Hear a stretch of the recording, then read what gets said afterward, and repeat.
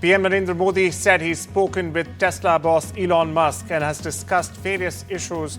Now, these include the topics the two had covered during the PM's visit to the US earlier this year. The PM also highlighted the immense potential, in fact, for collaboration between India and the United States in the domains of technology and innovation. The PM also reaffirmed India's steadfast commitment to advancing partnerships in all of these areas.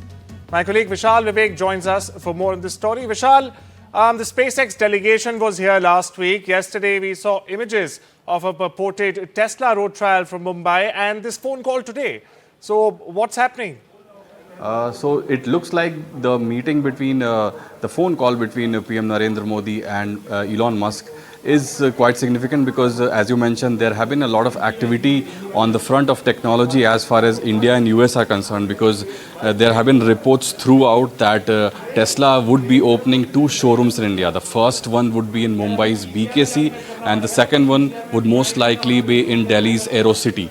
So these are some significant developments, and the discussions would have revolved around these topics, and also the fact that Starlink's entry is possible in India. There have been reports in the last few weeks that Starlink is looking to penetrate the Indian market. It has already done so in some neighboring countries of India. So it would be looking to do all of that, and the conversation between both the leaders would have certainly revolved around these topics. Well, thank you so much for that, Vishal. Starlink over Indian skies and Teslas on Indian roads to be expected soon. Moving on, a story from West Asia. US airstrikes targeting the Ras Issa oil port held by Yemen's Houthi rebels have apparently killed 38 people and have wounded 50 others. The militant group, in fact, claimed this early Friday.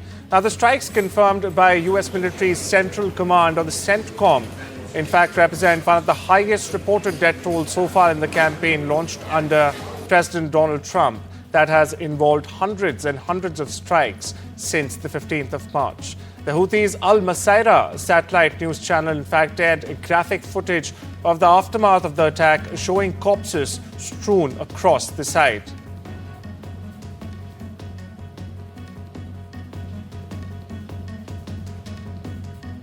News from Asia now. India has vehemently rejected Bangladesh's remarks on the violence in West Bengal's Murshidabad, in which 3 people were killed.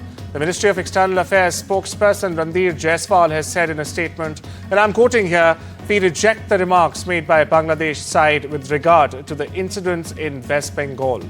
Now, Mr. Jaiswal also slammed Dhaka and said that it was disguised and disingenuous attempt to draw parallel with India's concerns over the ongoing persecution of minorities in Bangladesh, in fact, where the criminal perpetrators of such acts continue to roam free, and it's for the international community to see.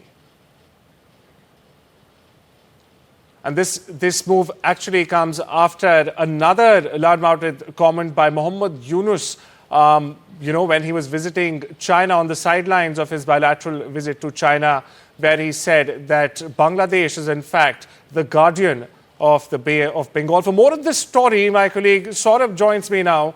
Saurabh, Yunus's comment in China, followed by the cancellation of the transshipment facility, and now another motor-mouth comment, unwarranted, unwanted, and infactual comment by Dhaka. Where do you see this going, and how much more can the diplomatic relationship really deteriorate from here? Well, this is something that is surprising because obviously India has been pushing Bangladesh to protect minorities, and we know that the minorities in Bangladesh, especially the Hindu community, has come under attack from radicals there. So obviously for Bangladesh to turn around and, talk about protection of minorities in India is also something that the Indian establishment is not viewing, in a good way, because obviously what is happening here is Bangladesh is trying to turn the tables, and that is something that the diplomatic establishment will obviously has responded to. In fact, they've gone on to say a statement from the MEA. The Ministry of External Affairs in India has said in a very sharply worded statement and a strong rebuff to what happened in Bangladesh. They say this is a barely disguised and disingenuous attempt to draw a parallel with India's concerns over the ongoing persecution of minorities in Bangladesh, where the criminal perpetrators of such acts continue to roam free. Instead of making unwarranted comments and indulging in virtue signaling, Bangladesh would do better to focus on protecting its rights of its own minorities, which is what the MEA spokesperson Randeep Jaiswal said in a sharply worded statement. Now, this comes close on the heels of the press secretary to the chief advisor of the interim government of Bangladesh saying that India should protect minorities, referring to the Murshidabad incident, because of course what we know is that in Murshidabad there were allegations that maybe the troublemakers slipped in from across the border, and these allegations were made in the public domain.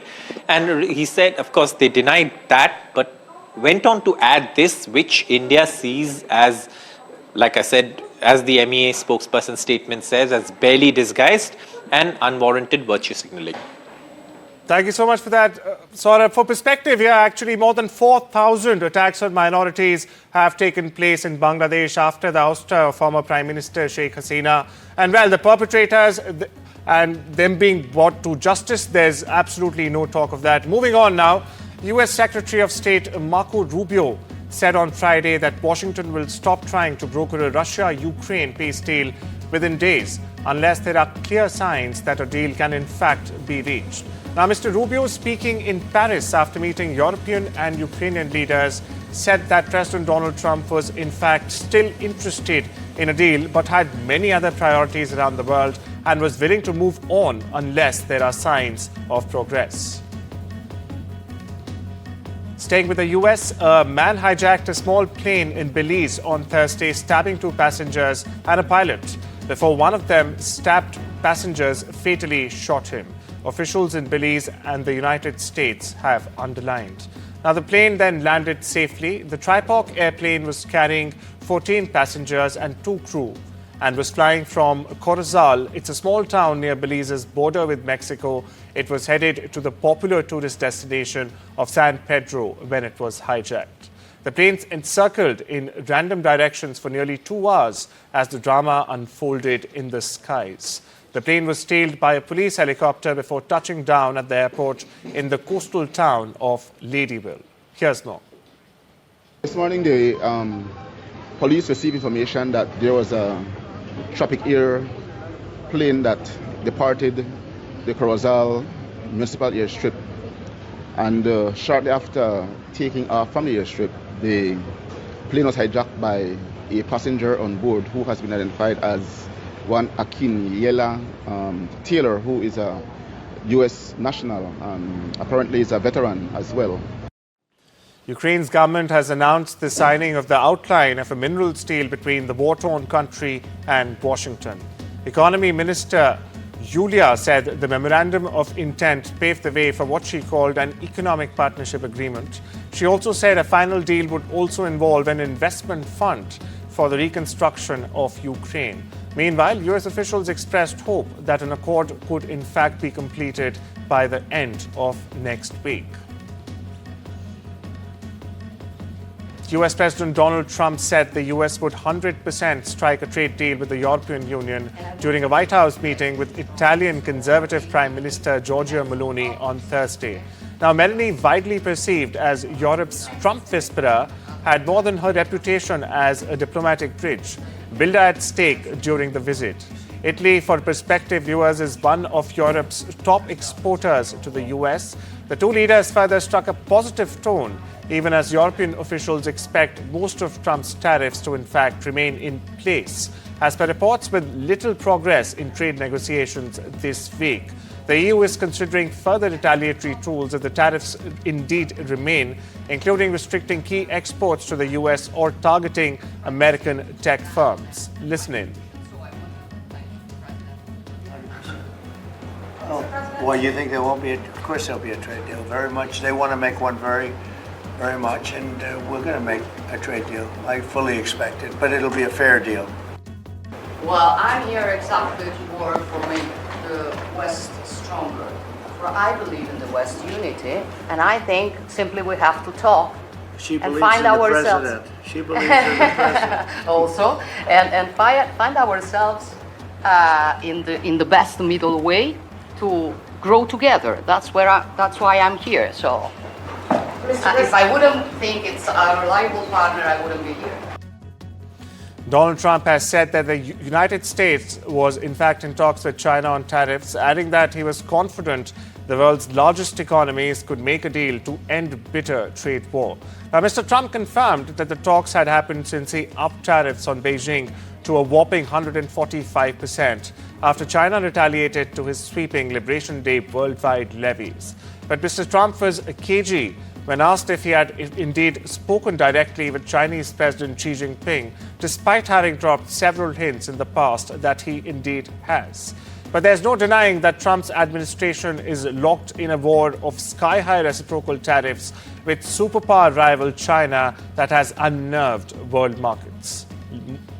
Well, you don't know whether or not they've happened. That's my question. Yeah, I mean, I've never said whether or not they've happened, but I have a very good relationship with President Xi, and I think it's going to continue. And I would say they have reached out a number of times. Xi or they? Well, the same. I view it very similar. It would be top levels of China. And if you knew him, you would know that if they reached out, he knew exactly. He knew everything about it. He runs it very tight, very strong, very smart.